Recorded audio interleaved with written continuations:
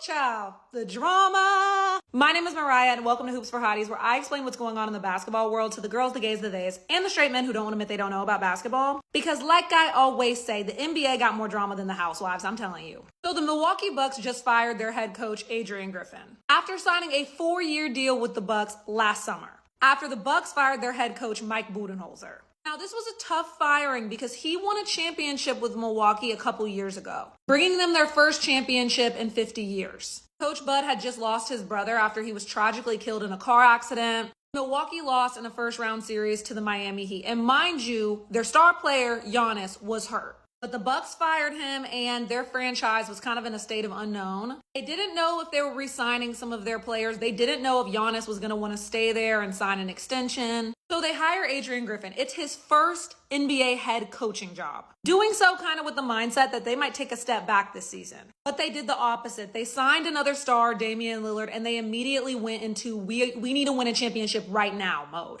Now, as expected, their defense got much worse this season. The team is good. They have a good record, but nobody really takes them serious as contenders to win the championship. And even though the team was pretty good, the players started questioning their head coach. There was even this one awkward moment where Adrian Griffin tried to take Giannis out of a game against the Boston Celtics. And instead of going to the bench, Giannis just sat down at the scorer's table and basically told his ass, "I'm not coming out." And they got into a tiffy in front of America. And on top of that, before the season even started, during training camp, Adrian Griffin and one of his assistant coaches got into it in front of the whole team during a shoot-around, and then the assistant abruptly quit.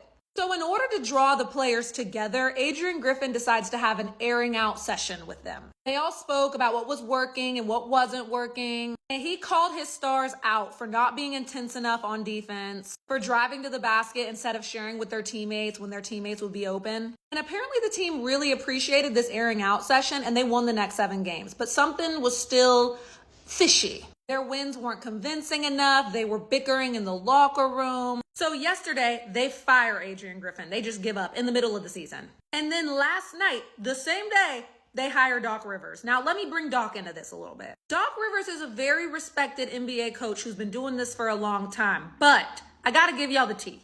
He was fired from the Los Angeles Clippers and then got fired again by the Philadelphia 76ers. Then he got hired to call games for ESPN because I guess the coaching thing just wasn't working for the time being. And the time being this season, this season that started in October. Listen, and Doc has won a lot of games, but he's lost 32 closeout games. He's lost in the playoffs 7 times when his team just needed to win one more game. He's blown the lead. He's lost 10 game 7s. He's lost 12 series when his team has the lead. I'm not saying it's Doc's fault. He can't play the game, but shit, these numbers look bad. Since Giannis was drafted in 2013, he has played for 7 different head coaches. We'll say 5 because 2 of them were just placeholders for like new coaches to come in, but 7 different coaches. If you've ever played a sport, you know when you get a new coach, you get a new leader, you get new language in the locker room, you get new practice, new schemes, you got to learn a whole new system. And Giannis has only played for 1 team. That's a lot of change. So now if Doc Rivers doesn't win a championship with the Bucks, with all the stars they have, I think it might be wraps for bro. I don't think he needs to coach an NBA team ever. And I mean, poor Adrian Griffin. Just imagine the whole world knowing that you got fired.